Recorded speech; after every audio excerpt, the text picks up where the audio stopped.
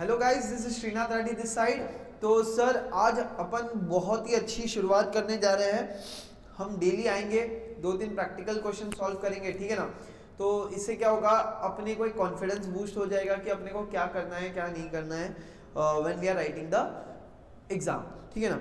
तो सर पूरे लॉ के होंगे क्या? यस सर, पूरे 5 के 5 चैप्टर्स में से कोशिश करूंगा कि 400 से 500 आपको प्रैक्टिकल प्रॉब्लम सॉल्व कराऊं, केस स्टडी सॉल्व कराऊं, सो दैट आपको बेनिफिशियल रहे फॉर योर फाइनल एग्जाम, ठीक है ना। सर पहली चीज़, आपको ये केस स्टडी एग्जाम में लिखना कैसे है सर, आपको ये प्रैक्टिकल प्रॉब्लम्स को लिखना कैसे है सर। सर पहली चीज़, आपको एक चीज़ ध्यान में रख लो दोस्तों, एक चीज़ आपको दिमाग में बिठा लो कि पहले आपको प्रोविज़न लिखना है। क्या लिखना है? प्रोविज़न। फिर उसके बाद प्रोविज़न के बाद आपको एनालिसिस लिखनी है और उसके बाद कंक्लूजन लिखना है सर। कंक्लूजन लिखना है सर। मैं किसकी बात कर रहा हूँ? मैं प्रैक्टिकल प्रॉब्लम्स की बात कर रहा हूँ सर, ठीक है ना। सर इस एनालिसिस में क्या आएगा sir? Facts of the case भी आएगा और आपकी क्या एनालिसिस है वो आएगा, ठीक है। लॉ के हिसाब से आपकी क्या एनालिसिस है वो आएगा, ठीक है ना। आपको ये ध्यान में रखना है दोस्तों। आइए बढ़ते हैं और पहला क्वेश्चन पढ़ते हैं। Hiram has 2 cars. हिरम के पास 2 कार है। One of them is white colour and other is red colour, ठीक है ना। He offers to sell one of his car to Vedant. वो वेदांत को एक कार बेचने के लिए ऑफर करता है, thinking that he is selling the car that is white colour. Hiram क्या सोच रहा है कि वो वाइट कलर की कार बेचेगा। Vedant agrees to buy the car thinking Hiram is selling the car which is red in colour. यहाँ पे क्या हुआ? वेदांत क्या सोच रहा है? ये रेड कलर की कार बेच रहा है। कौन सी कार बेच रहा है सर? रेड कलर की कार बेच रहा है। सर पहली चीज, क्वेश्चन क्या है? Will this agreement B a valid contract? Give reasons. Give reasons. Sir पहली चीज, सर क्या समझ में आ रहा है क्वेश्चन से? आपको एनालिसिस क्या हो रहा है? Sir there is no consensus ad idem sir, there is no meeting of mind sir. तो सर इसका प्रोविजन क्या हुआ? मालिक मुझे बताओ इसका प्रोविजन क्या हुआ? प्रोविजन क्या हुआ sir? According to section 13 of Indian contract act 1872, there should be consensus ad idem. That is meeting of minds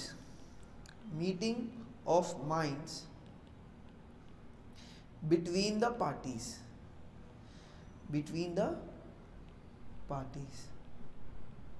ठीक है ना। क्या बोला है कि there should be consensus ad idem between the parties. तो इसके आगे आप लिख लो provision, the parties must agree upon the subject matter in same sense at the same time। Sir ये हो गया प्रोविजन। ये प्रोविजन हमको पता है सर। क्या? There should be consensus ad idem sir, meeting of minds होना चाहिए सर। अगर मीटिंग ऑफ माइंड्स नहीं है, they can not be a valid contract, ठीक है ना। अब सर एनालिसिस क्या करोगे? फैक्ट्स ऑफ द केस को देखो और आप एनालिसिस क्या करोगे? दोस्तों? एनालिसिस में आप देखो what happens. Hiram has 2 cars, white color and red color. He offers what? To sell car to Vedant, thinking of white color, ठीक है। And Vedant agrees to buy, thinking of red in color, thinking of red in color. There is no consensus ad idem between the parties.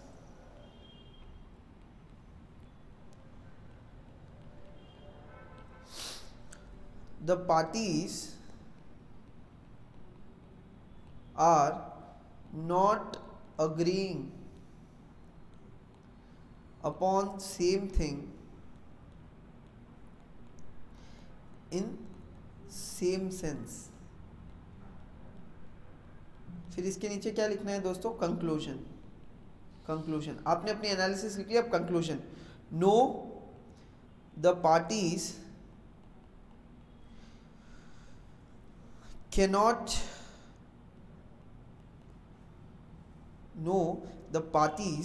cannot make a valid contract because as there is no consensus ad idem. Consensus ad idem. ठीक है, कितना आसान था दोस्तों. आपको full to full marks मिलेंगे. Provision लिखना है, ठीक है, एनालिसिस लिखनी है और कंक्लूजन लिखना है. और सर क्या हम हेडिंग डाले बगैर लिख सकते हैं? ठीक है दोस्तों, I will tell you only one thing. अगर आप ऐसा लिखोगे फुल टू फुल मार्क्स मिलेंगे. ठीक है, पक्का मिलेंगे. ठीक है.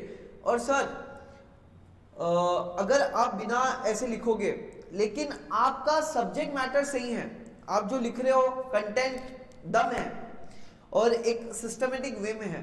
कौन से भी वे में है? सिस्टमेटिक वे में है, जो सामने वाले को इजीली अंडरस्टूड है, तो आपको मार्क्स मिलेंगे. ठीक है ना, ये बात आपको ध्यान में रख के चलनी होगी. सर क्वेश्चन नंबर 2 भी देखते हैं. Sir over a cup of coffee. Sir what will do, her video में हम सिर्फ 2 क्वेश्चंस करेंगे. So it will be easy for us कि हम ज्यादा नंबर ऑफ वीडियोस देखते जाए और जो कम समय की हो. ठीक है ना. Sir, over a cup of coffee at a restaurant, Rahul invites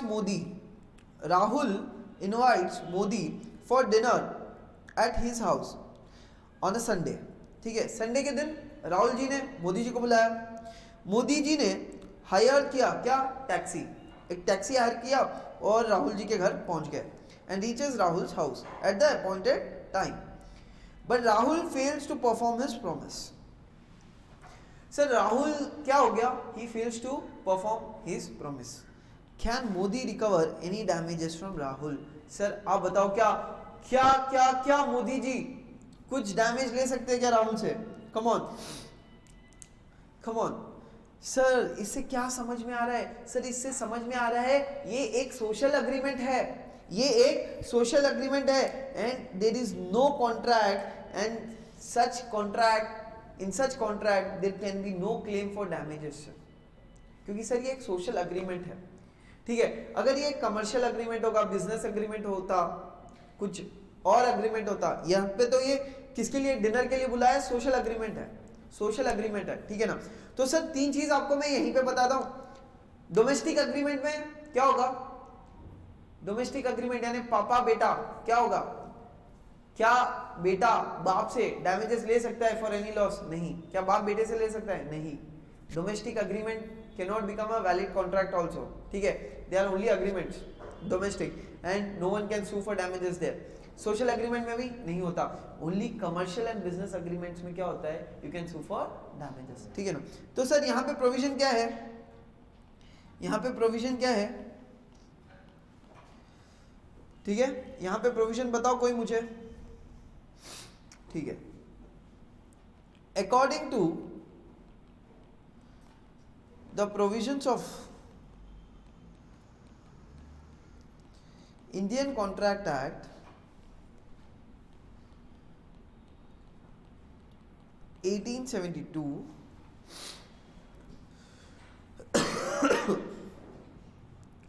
an agreement can become contract only if it is on a commercial basis, on a commercial basis or a commercial agreement, or a commercial agreement.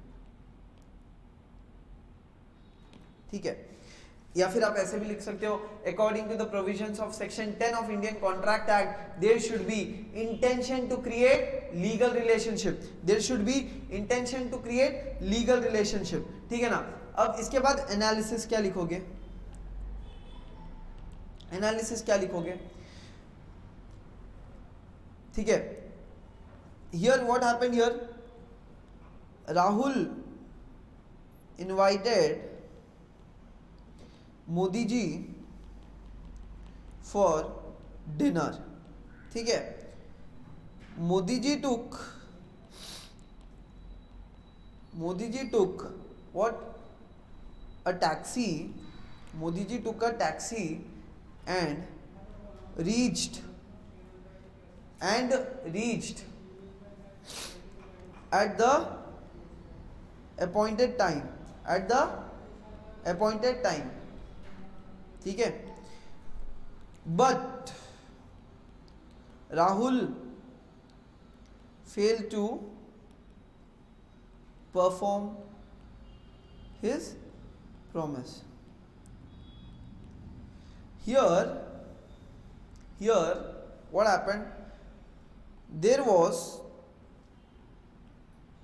no intention to create any legal relationship. There was no intention to create any legal relationship.